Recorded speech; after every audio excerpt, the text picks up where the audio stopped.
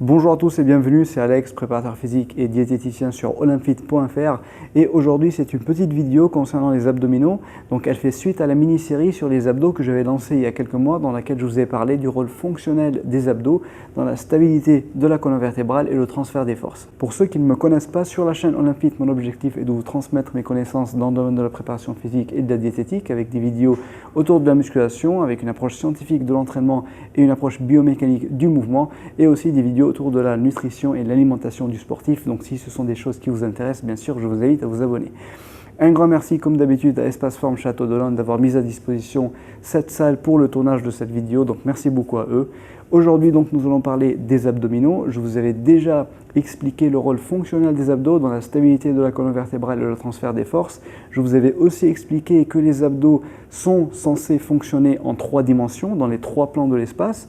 Donc le plan frontal, le plan sagittal et le plan transverse. Nous avons déjà vu ensemble plusieurs exercices dans le plan sagittal, donc des exercices d'anti-extension où les abdominaux vont être engagés, contractés pour stabiliser la colonne vertébrale et éviter son extension, et aussi des exercices dans le plan transverse où ce sont les abdominaux, encore une fois, qui vont être engagés, ils vont se contracter pour stabiliser la colonne et éviter des mouvements de torsion au niveau des vertèbres. Aujourd'hui, nous allons donc boucler la boucle avec des exercices d'antiflexion latérale ou d'anti-inclinaison qui vont faire travailler les abdos dans le plan frontal.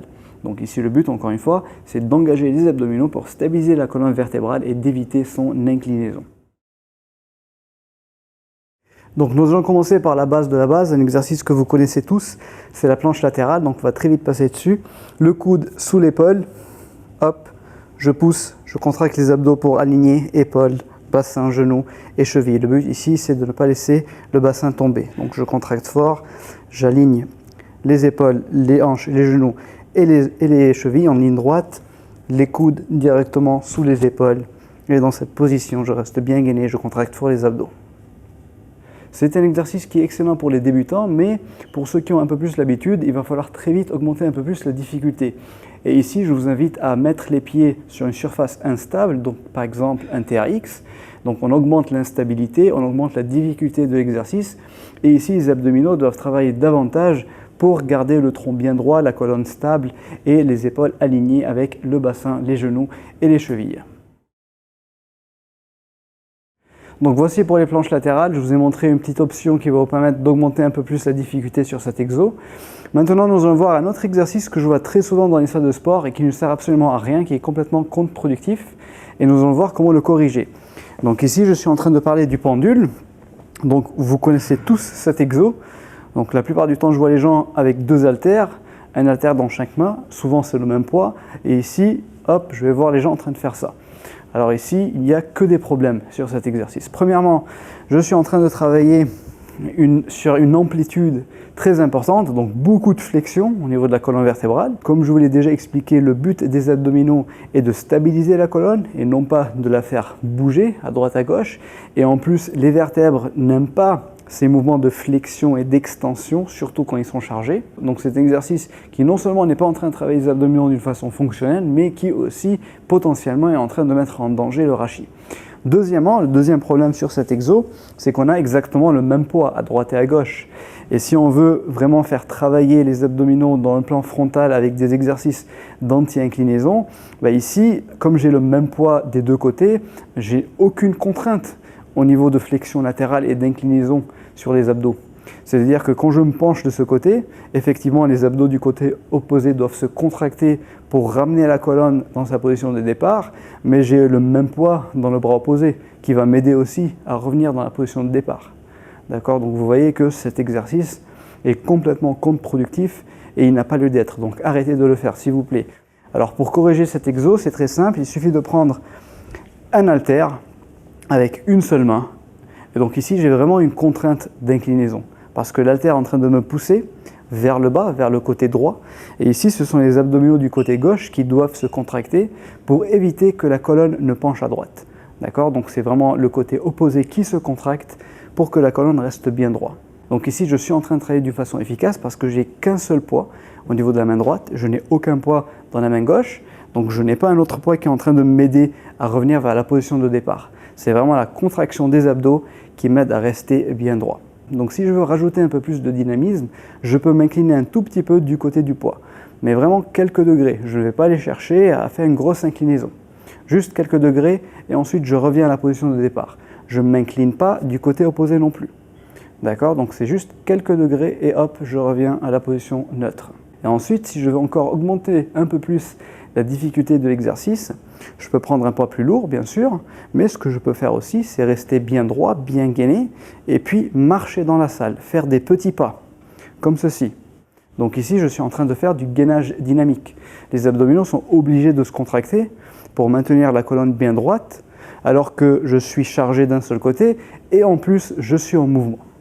D'accord? C'est ce qu'on appelle le farmer walk unilatéral.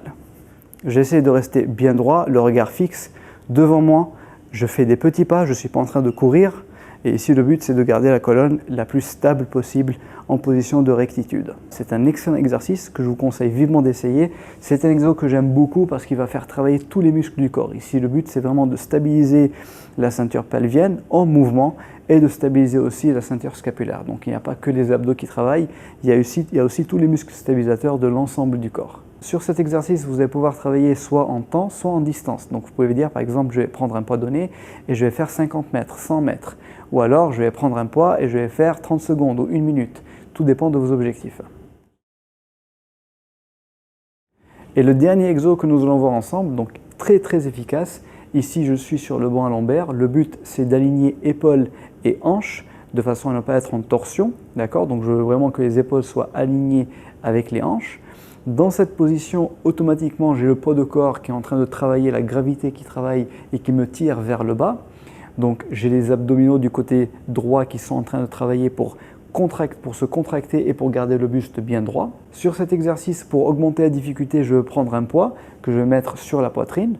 Donc, j'ai plus de poids qui me tire vers le bas et les abdominaux doivent travailler davantage pour garder le buste bien droit et aligné avec les genoux et les hanches. Maintenant, ce qui va se passer, c'est que je peux rendre cet exercice encore un peu plus intéressant en poussant le poids vers l'avant. Donc, je vais pousser le poids et le ramener, faire des mouvements de va-et-vient comme ceci.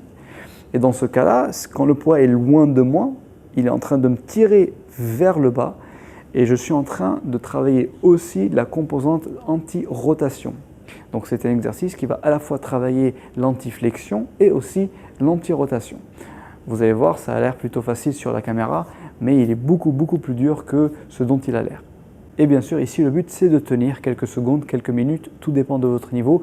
Il faut savoir que les abdominaux sont des muscles qui récupèrent très vite et donc vous pouvez travailler tous les jours. Voici donc pour cette dernière vidéo concernant les abdominaux. Maintenant, vous avez tous les outils à votre disposition pour construire votre entraînement des abdos avec des exercices d'anti-extension, d'anti-rotation et d'anti-inclinaison. Si vous n'avez pas vu les anciennes vidéos, bien sûr, je vous invite vivement à le faire en cliquant ici dans les fiches jointes ou alors dans la description. Aimez et partagez cette vidéo pour en faire profiter le plus de gens possible et pour m'aider aussi à faire connaître la chaîne Olympfit. Et sur ce, je vous dis à très bientôt dans une très prochaine vidéo.